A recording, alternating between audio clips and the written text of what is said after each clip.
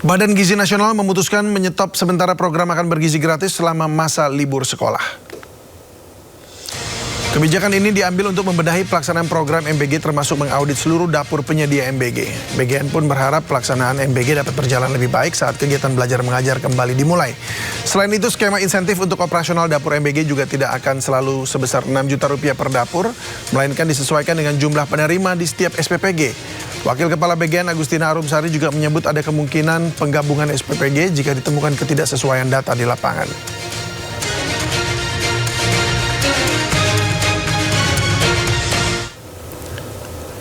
Advokat Elsa Syarif menyatakan mundur sebagai pengacara Sony Sonjaya. Elsa menilai selama menjadi kliennya, Sony tidak jujur dalam memberikan keterangan. Tapi kalau nggak kayak begini, kan harusnya Pak Sony bisa bertanya atau tulis surat. Kenapa Bu Elsa nggak datang? Kan itu berarti kan ada... Seperti kebiasaan dia menulis surat itu kan? Biasa nulis surat. Kenapa sekarang dia nggak nulis surat ke saya? Dan saya kenapa jadi sulit sekali? Pokoknya saya mau titip surat aja nggak bisa. Baik. Gitu. Jadi ngapain saya kerja yang nantinya loose semuanya, dan terutama perasaan saya juga loose. Lebih bagus saya mundur. Sebelumnya tersangka korupsi MBG Sony Sonjaya ajukan justice collaboration. Sony bahkan sudah menyerahkan 20 nama yang ia sebut terlibat dalam korupsi MBG.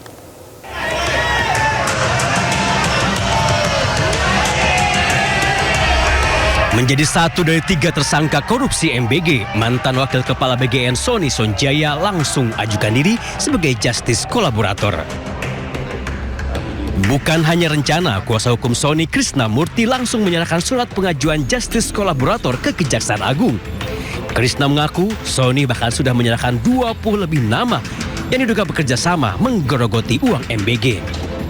Ya, lebih dari 20 nama kan itu disebutkan. Cuman klien kami bilang itu baru sebagian. Karena break kita kan di dalam pemeriksaan kemarin klien kami cukup lelah dan mungkin akan ada pemeriksaan lanjutan. Nggak tahu nanti kapan penyidik akan memberitahukan kita dan akan diungkap mungkin ya kemarin bilang baru sebagian aja kan nama-nama itu. Sebelumnya bersama mantan Kepala BGN Dadan Hindayana dan mantan Wakil BGN Lodowika Pusung, Sony ditangkap Kejagung. Ketiganya langsung ditetapkan sebagai tersangka. Mereka diduga cawe-cawe dalam proyek BGN. Penyidik bahkan menuduh Sony terafiliasi dengan sejumlah yayasan dapur MBG.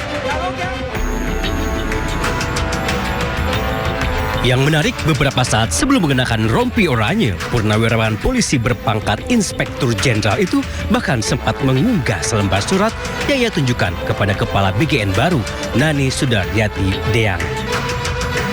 Tim Liputan Ainus melaporkan. Wakil Presiden Republik Indonesia Gibran Rakabuming Raka mengunggah video dirinya membicarakan soal kecerdasan buatan atau AI. Menariknya, Wapres menyampaikannya sambil memangku seekor kucing.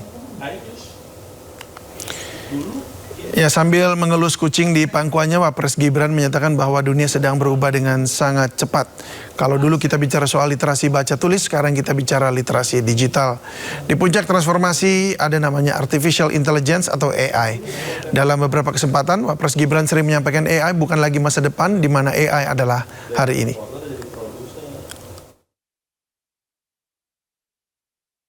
Dunia sedang berubah dengan sangat cepat.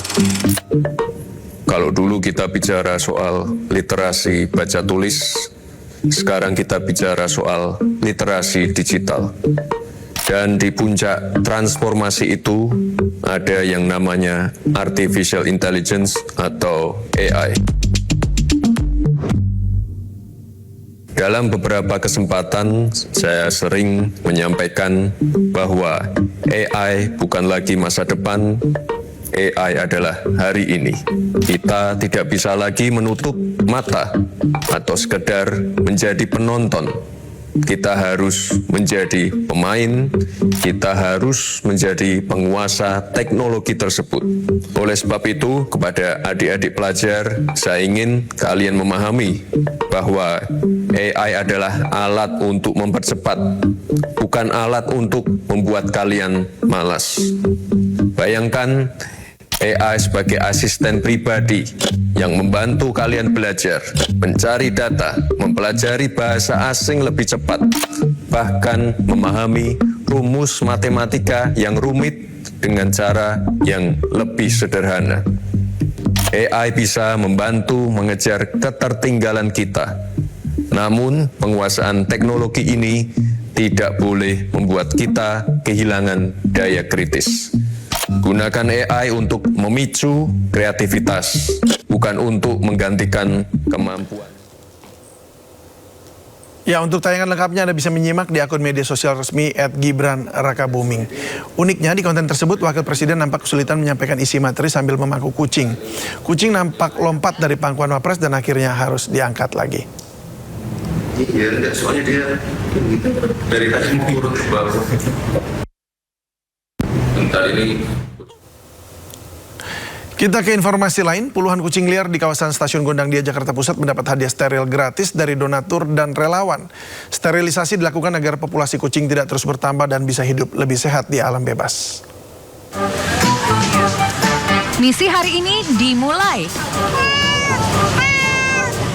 Sebanyak 17 relawan yang tergabung dalam Let's Adopt Indonesia atau LAI berpencar di sekitar Stasiun Gondangdia, Jakarta Pusat hingga kawasan permukiman. Senjata mereka hari ini hanya jaring, keranjang, dan kesabaran yang tiada batas. Botol plastik berisi makanan diguncang berharap si meong berbulu tergoda dan mendekat. Namun begitu tangan relawan bergerak, kucing langsung kabur secepat kilat. Butuh berkali-kali percobaan, bahkan tangan kosong pun dipakai demi menangkap satu ekor kucing. Akhirnya, 80 ekor kucing pada hari itu berhasil ditangkap sesuai target dan langsung dibawa ke klinik rekanan. Nantinya puluhan ekor kucing liar akan menjalani operasi sterilisasi agar tidak terus berkembang biak. Setelahnya, mereka dirawat 3 hari sebelum dilepas kembali ke tempat asal. Hari ini kita berhasil mensteril sekitar 80 kucing yang ada di sekitaran Stasiun Gondangdia. Jadi ada beberapa wilayah yang mencakup di area ini. Dan semua kucing yang udah kita steril kita kembali lagi ke tempat di mana kita pakai. Lumayan menguras emosi dan perasaan juga. Jadi menurut saya ini adalah event yang cukup berarti dan cukup memberikan nilai untuk kehidupan di sekeliling. Sterilisasi bukan hanya sekedar menekan populasi kucing. Kucing yang sudah disteril terbukti lebih sehat dan terhindar dari penyakit organ reproduksi. Biaya yang dikeluarkan untuk steril selain berasal dari donasi juga berasal dari Foundation Brigitte Bardot dari Perancis. Tim Liputan iNews melaporkan. Jelang hari jadinya ke-499, pemerintah Provinsi Jakarta terus mempercantik sejumlah kawasan yang menjadi wajah Jakarta. Kawasan Rasuna Said, Setiabudi, Kuningan di Jakarta Selatan menjadi wilayah yang sedang menjalani proses revitalisasi. Seperti revitalisasi di kawasan Rasuna Said yang masih terus berjalan hingga hari ini, sudut jalan seperti di seberang gedung KPK masih berlangsung pengerjaan tanggul Kali Cideng yang dilakukan oleh kendaraan berat. Jalur pejalan kaki atau pedestrian di bawah stasiun LRT Setiabudi pun juga dalam perbaikan. Sedangkan untuk pedestrian lain yang berada di depan JPO atau halte Kuning Madya terlihat sudah lebih rapi dan lebar. Serta jalan Rasuna Said juga sekarang terlihat lebih lebar dengan adanya penambahan lajur.